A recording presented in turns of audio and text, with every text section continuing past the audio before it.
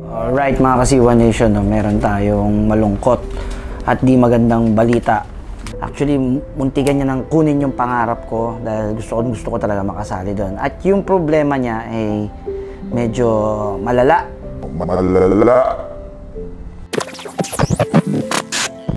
Boss, ano yung Ironman? Ironman, isa yan sa pinakamahirap na endurance para sa mga naka-big bike.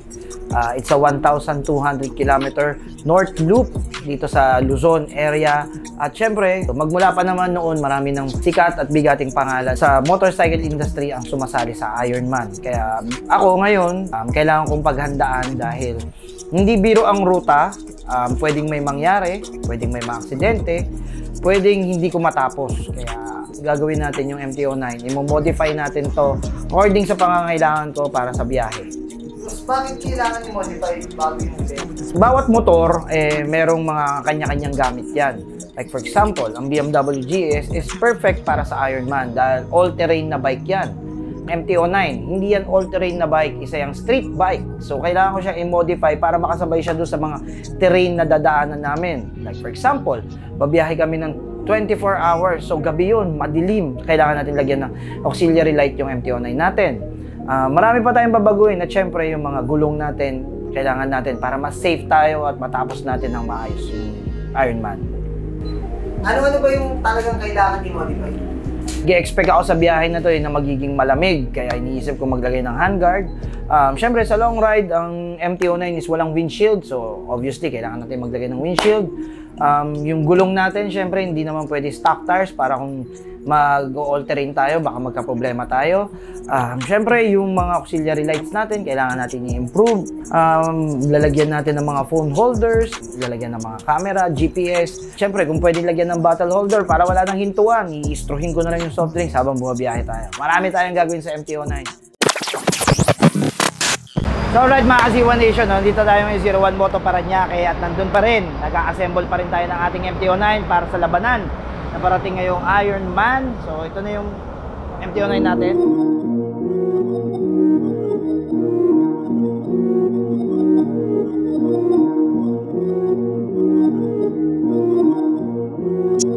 Yeah, I'm all in. Brody on the line, I'm tapping in. God out here pulling the strings for me. A girl on the line, she feeling me. Preoccupied by the motivation. Put in the time, pay the entry fee. Bro on the right, yeah, he kinda nice. Inside of my mind, no one's real as me. Lately, life has been gorgeous. Wake up to clear, my eyes hit recorded. Praise up to God, I ain't chasing no bitch. Swinging and miss, got me hitting these licks. I get the orders, don't get it distorted. Disconnected, I've been cordless, I've been cordial, I've been exploring. I got a whole lot, but somehow I want more of it. Yeah, I went to tour and put on for the soil. Hey, bruh, remember they used to ignore us? Now they dropped me the pin with the cord and they catch me running through they ordinance. Remember we couldn't afford the whip. Pushing the scraper, that shit was so ageless. We blowing on grapes for the flavors. All of a sudden we major, still independent by no label. For now I'm going hard enough that the streams will lead to a house by the beach. All of this done with the speech. Filling my pockets for now, for later. I want the picket for some sign of the neighbors. I used to skip out on the payments. Nowadays I tax for the labor. Dog on the line, yeah, tapping in. So isa-isayin natin lahat ng mga kinabit natin. Before kasi ginamit ko siya for 2 months nang wala nakakabit para ma-enjoy ko yung motor. Ngayon kinabit ko na yung mga dapat ko ikabit para magamit ko siya ng maayos sa Ironman. Unang-una is itong windshield. Yan. So meron po itong smoke, merong dark smoke, pero clear ang kailangan ko. Bakit ka mo may windshield? To divert yung air. Kasi nga yung hangin, nakakapagod yan sa long ride. Nakadagan na nakadagan sa yan. Lalo na 24 hours ka tatakbo. More than 100 kph, tas gabi, masakit sa katawan yun. So, ito yung option na nilagay ko. Pero, may cons yan. Ang MT-09, as it is magalaw na yung manibela. Pag nilagyan mo pa ng windshield yun, magkakaroon ng resistance, mas lalong tataas yung percentage ng pagtatax lap mo. So, yun yung downside nito. So, if magta-top speed ka uli ng 230 kph, mararamdaman mo ngayon, mas maalog siya kaysa sa walang windshield. Diba? Kasi yung hangin, sinasalpok niya. Saan pupunta yan? Left to right or up? Pupuwersa niya yan. Di ba? Ayan, gagalaw-galaw yan. Next is yung headlight protector natin. Oo. Before, wala siyang protector. Bakit kamo? Hindi ko siya inisip na magasgasan kasi maliit lang naman. Ang naging problema ko, may butas yan dito sa loob. Ang daming insekto namin nakuha dyan. Every long ride may mga pumapasok dyan. Up to the point na nanigas na kailangan namin uli pa-detail para malinis. So, learning from that, naglagay na tayo ng ganito, yung protector, para nangga dito na yung lamok, punas-punasan na lang natin. Third option na kinabit natin is itong lever. Okay? So hindi to katulad nung lever na nakasanayan natin dito sa 01 Moto. This time mas matigas na to, mas rigid. Kasi yung dati foldable. No, foldable yun, yung natutupi. Okay, ba't di ko na ginamit yun? Kasi may handguard na ako eh. Ito na yung pinili ko, mas matigas dahil sa maliit kong kamay, mas pabor. Mas madali kong maaabot. Ganyan no. Madaling mayabot. Yung stock kasi hanggang dito eh. Medyo ginaganon ko pa. Ito, mas relax yung kamay ko. Hindi ako mapapagod. Yung sumunod natin nilagay, yun nga, nakita nyo, yung handguard. Diba? Ito yung handguard natin for Tracer GT, Tracer 900, na retrofitted sa MT-09 2021. Pasok naman siya. So, makita nyo naman, ang laki. So, bakit ka mo handguard? Wind deflection, guys. Yun yung hinahabol ko rito. Di ba pag tumatakbo ka ng malamig, sakit sa kamay, pagbasa na yung gloves. Ngayon, with this, may hangin pa rin naman siya. Pero kahit paano nakakabawas tayo ng puwersa ng hangin. Okay, ang comment ko lang dito sa handguard na to, masyado siyang malaki para sa akin. Pwede kasi ito 2-in-1 eh. So, tawagin natin si Master, kalasin mo to. Master!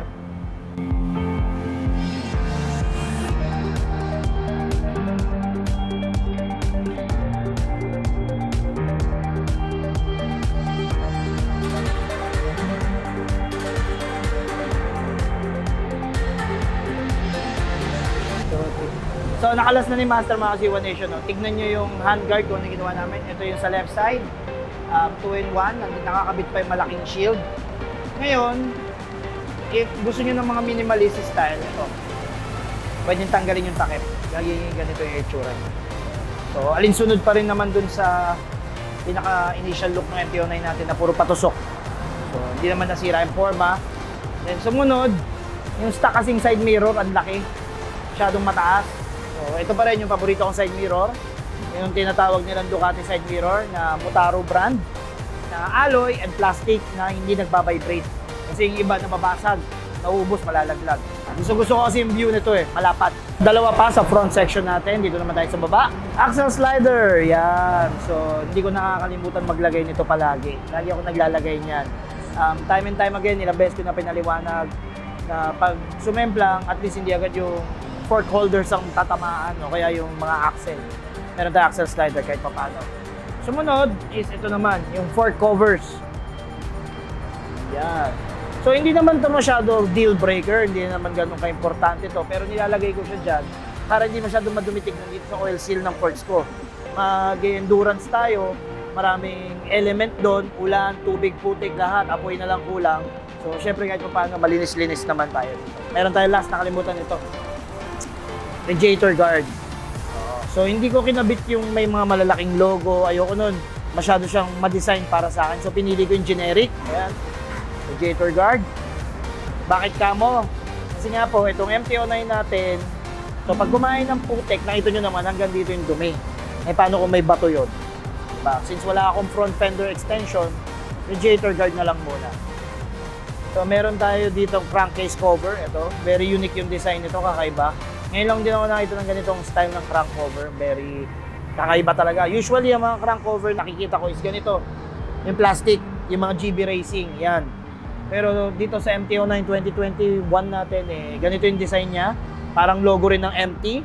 And may mga brackets na yan, pag sinama mo, pati spacers, sama na yan, ikakabit na lang yan. Ngayon, kayo magtaka, partner po yan, left and right yan. Yan. So ito naman yung sa kabila, mas malaki. Kung tatanungin nyo, yung pinakamalaking part sa kabila, hindi ko na kinuveran. Kasi as a stock, meron na talaga siyang cover. So no need na. So ito yung nilagay natin kabila at partner.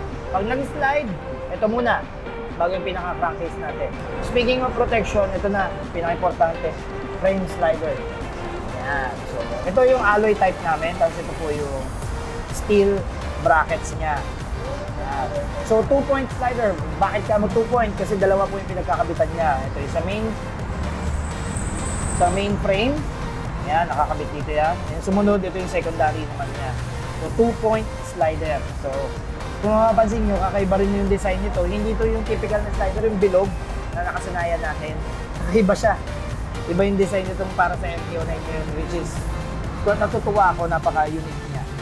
So meron din naman tayo rito sa 01 Moto nung single point para naman sa mga gusto lang ng simple lang. So since kung gusto niyo yung simpleng ganun lang, pwede naman yun i-avail sa website namin. So So, ito yung 2-point slider natin na may kasama ng bracket. Sinadya na namin itong bracket na to. Bakal lang naman ito na binend.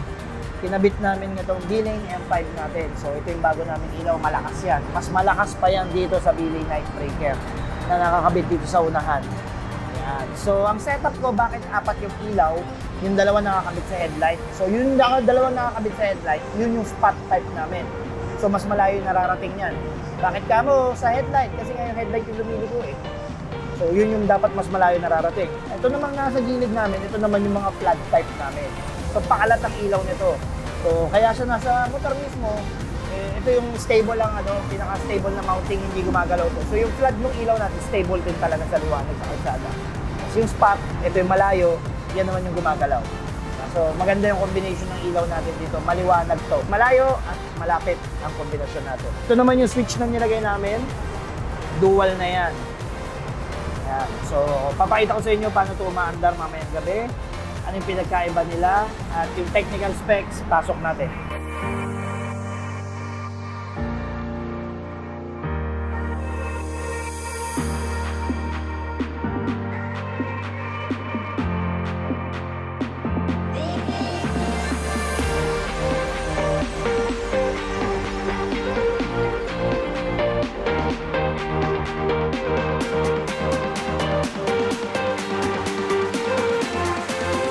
Nandito na tayo sa tangke. Yan. Tank pad, tank grip. So, no-brainer na explain yan. Tank pad to protect yourself from scratches. Tank grip para kumapit yung legs mo. And sumunod, every endurance kailangan mo mga gamit. Dalagyan ng chocolate bars, ID natin for checkpoints. Lalo na ngayon, new normal. Kailangan dala mo lagi yung vaccine card mo. Meron tayo nito. Tank bag with flange. Matagal na sa amin to. Madali pa rin install yan. Wala namang pinagkaiba. Yan. Yan. So pag aalisin mo, pipindutin mo lang itong pula. Tapos pag babalik mo, so buong biyahe niya, nakakabit. Walang gagalaw. Okay, pansin niyo yung panel ko, ngayon by protection. Dati kasi nung wala akong windshield, puro gas-gas yan. Ngayon, kailangan pa namin pa-detail para mabawasan yung gas-gas. Ngayon, naibalik ko na siya sa original niya na walang gas-gas. Nilagyan ko na ng protection para hindi na tayo gumastos ulit. Di baling ito magasgas, wag lang yung pinaka-panel. Wala tayong pampalit ng panel. Okay, dito naman tayo sa bandang likuran. Fender eliminator, matagal ko nang gustong maglagay nito sa aking MT-09. Finally, meron na tayo rin sa 01 Moto. Maganda sa fender eliminator na to, tignan nyo ha. Ito kasi nakakainis sa MT-09, lahat ng MT series. Ang bukasan nasa ilalim. So pag nagkabit ka ng hindi fit na fender eliminator or ni-retrofit mo lang para sa kanya, yung susian mo, mapupuno ng putik, nakakainis. Ngayon, nakakatuwa dito sa kanya, ay kasama ng takip sa susian. Yan, may takip po. So ito yung susian. Hindi tayo mag-iisip ng putik. Tatakpan mo lang uli yan. Yeah. So speaking of putik, syempre maselan tayo sa motor natin kahit paano. Bawas tayo uli ng talsik ng putik ito.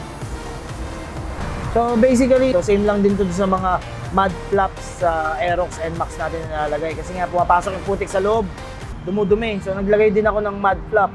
Pinagkaiba lang nito, hindi to katulad ng ordinaryong mud flap na goma lang ang bibilin mo. Sa MT-09, you have to buy the bracket also. Ayan o. So kasama to, isang set yan. Ngayon yung putik, hindi na didiretso hanggang dito. Nahihirapan kasi ako maglinis pag puro putik hanggang dito. Ayan, kung papansinin nyo, nakakatuwa itong MT-09 ko.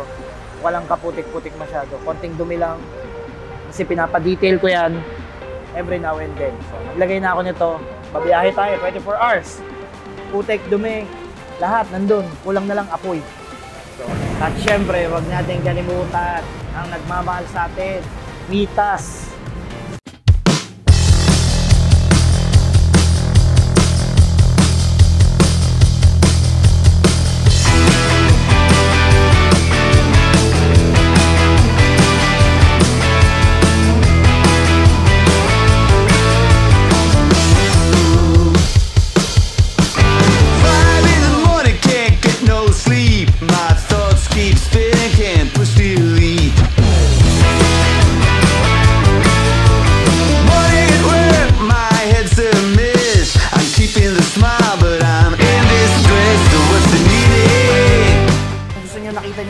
gumawa sa akin at gusto nyo experience yung ganong service, ito lang oh.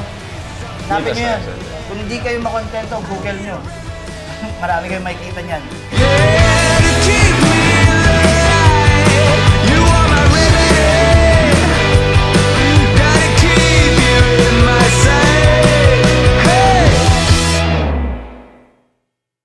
Mitas tires ang gagamitin natin para ngayon sa Boss Ironman. Bakit kamo Mitas tires? Basically, yung alam ko dito is ito ay made in Slovenia, itong gulong na to. At matagal ko na rin naman narinig ang pangalan ng Mitas, lalo na sa mga big bike. Ang lagi kong feedback na sinasabi sa akin ng mga barkada ko is makapit nga ang gulong talaga ng Mitas. Especially soft compound daw siya. At ang maganda rito sa gulong na to, ito Sport Force natin, ito yung isa sa mga high-end tires nila na nilagay dito sa ating MT-09. So talagang babakbak tayo ngayon, bago gulong, mas makapit. Confident sila rito in any road conditions na pwedeng mangyari sa Ironman is kayang i-uphold ng Mitas yung biyaheng gagawin ko. 180/55 ang size nito by 17. Yung dati kasi natin gulong is oversized, kaya natin siya in oversized is kasi ginamit natin siya sa racetrack. Ngayon, mas manipis to ngayon. Nakatono tayo ngayon para madali talaga. So, shoutout ulit sa Mitas. Maraming salamat sa suporta. Ito yung pinakamatinding biyahe ng buhay at masaya ako na kasama ko. Siyempre, huling-huli, hindi natin pwede kalimutan. Walang tambucho. Pwede ba yun? Dito ka 01 mo, wala kang tambucho. Kaya, gawa mo. So, tara, mag-shopping tayo sa sarili natin tindahan. Mili tayo explain ko sa inyo yung mga muffler, bakit yun ang pipiliin. Hindi pwedeng mawala soundcheck yung 01 Moto, kailangan yan. So, tara. So ngayon, mamimili tayong tambucho ngayon na ilalagay kay Juan. Same din sa ginagawa ng mga customer namin dito pag namimili. Magtuturo, kasi sa soundcheck natin. So ngayon, pipiliin natin ngayon is mga malalaki. Ayoko muna mag-shorty. Bakit kamo? Yung shorty kasi sa long ride, nakakarindi. Kailangan natin ng medyo tahimik ng konti para matagalan natin yung biyahe. Ba't hindi lang tayo mag-stock para tahimik? Kasi nga po, patakbo tayo ng mabilis, kailangan marinig tayo ng mga tao na parating tayo para safe. So, piliin muna natin itong R17, unang-una. So, 470mm din to, malaki, mahaba. Itong B-Lane Hex natin. Maliit to, pero yung butas niya kasi mas maliit. Kaya dito magiging maingay. Kabit na rin natin tong Kingfisher natin, nag-iisa lang to. Yan, malaki rin to. So ito naman, try naman natin tong diamond carbon fiber natin. Gaang ha, gaang to. Ganyan na din lang. Then syempre ito, paborito ko to. Ito yung nakakabit kay Zero, yung B-Lane GP1 natin na 470mm, mas malaki, pang big bike to. So, yan. So, lagyan natin dyan. So, yun yung mga napili namin tambucho. Punta tayo ron para test fit natin, tapos sound check tayo. So, sound check na tayo ngayon mga C1 Nation. No? Unahin natin is yung B-Lane GP1. Ayan, sound check natin, start natin. Ayan. Pakinggan natin siya ngayon. Tahimik to. Malakas lang to pag bibira mo na.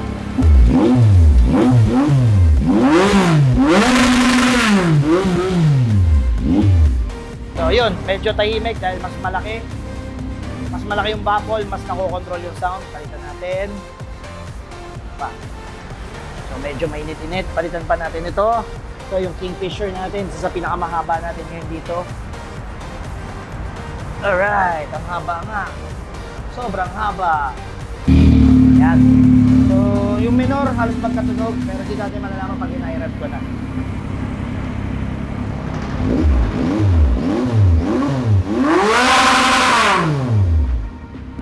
So, kung narinig nyo yung tunog, medyo mas pigil siya.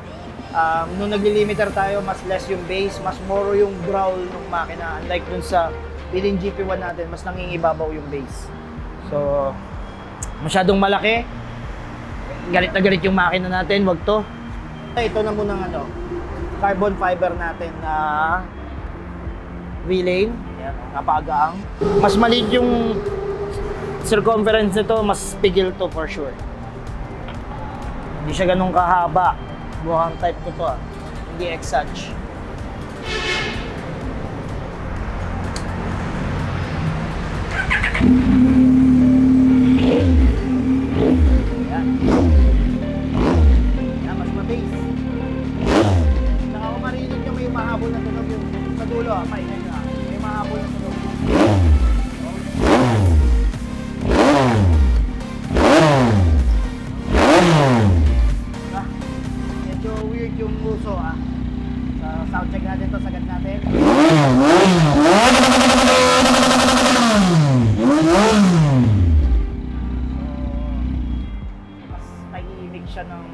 mas malaki yung tinahimik niya.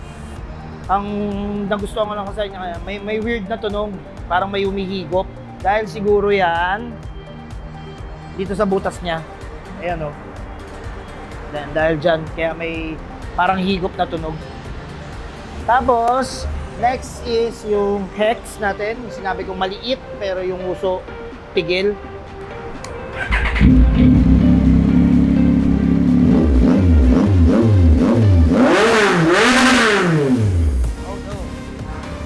Oh no. Oh no. hindi pa sagot ito. Masyado malakas. Hindi pwede. X ka. Ito na lang. Yung ating Beelane R17. Tiwala ako rito na tahimik to. Ito yung nakakabit sa mga Dominar natin. Single cylinder sa mga KTM. Ito yung ginagamit namin para magkaroon siya ng mas kaaya-ayang tunog. Subukan natin ngayon dito sa 3-cylinder nating MT-09. Ang hinahanap ko kasing sound is yung tahimik yung minor. Tapos mag-iingay lang siya pag binira ko na. Yun yung kailangan ko eh. Yan, parang ganyan.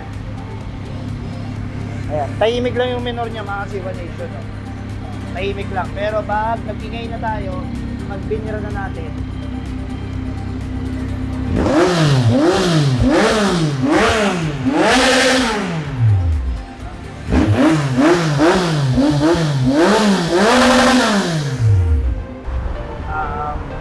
So, I think I'm in love. So, medyo tahimik yung nakuha natin.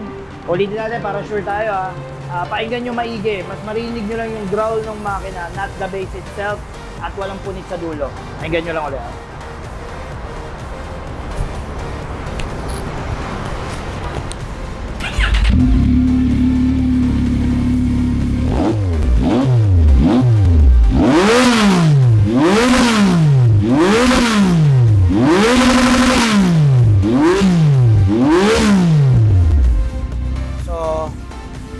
Basically, kung i-assess ko siya, parang more on the growl side ng makina eh. Yun yung hinahanap kong tunog. Ayoko nung masyadong buka, ayoko masyadong maingay.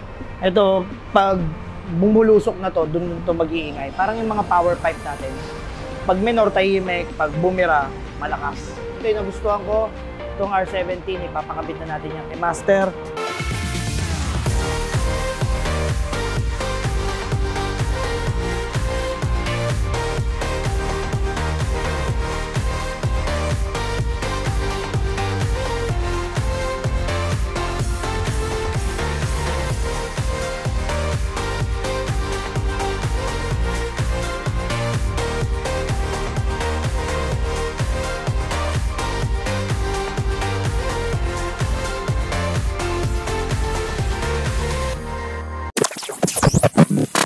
Alright mga Kasiwa Nation, no, meron tayong malungkot at di magandang balita. Dahil pagkatapos ng mga sinetap natin, tapos ng mga minodify natin doon sa MT-09, hindi natin siya magagamit. Hindi natin siya magagamit sa Boss Ironman 2022. Actually, muntikan niya nang kunin yung pangarap ko dahil gusto ko talaga makasali doon. At yung problema niya ay medyo malala. Ito siya. Yan. So ngayon, kung nababasa nyo ngayon, nabasa ko lang din yan, pinadala sa akin.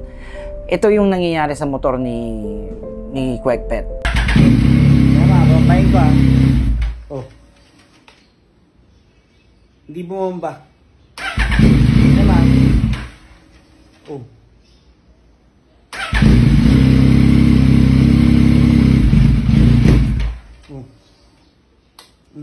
Ganyan yung nangyari sa akin. Oh.